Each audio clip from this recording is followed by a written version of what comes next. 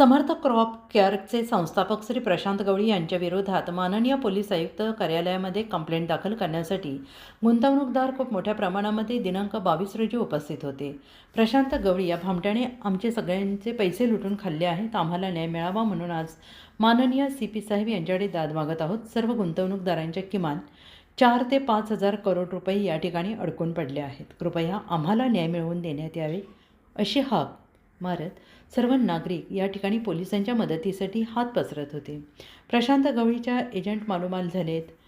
प्रशांत गवळीसुद्धा खूप मोठा पैसा या ठिकाणी बाहेरच्या देशामध्ये पाठवत असेल असा शंका उत्पन्न होते आहे. बरेच लोकांना त्यांनी ऑनलाईन चॅटिंग करून शिवीगाळ केली आहे असे लोकांचे म्हणणे आहे.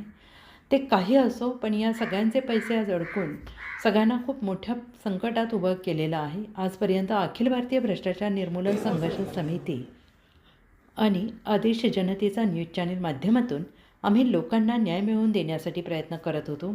पण काही लोक आदेश जनतेचा न्यूज चॅनलच्या संपादकांना जीवे मारण्याची धमकी देऊन न्यूज लावू नये अशी तंबी भरत होते.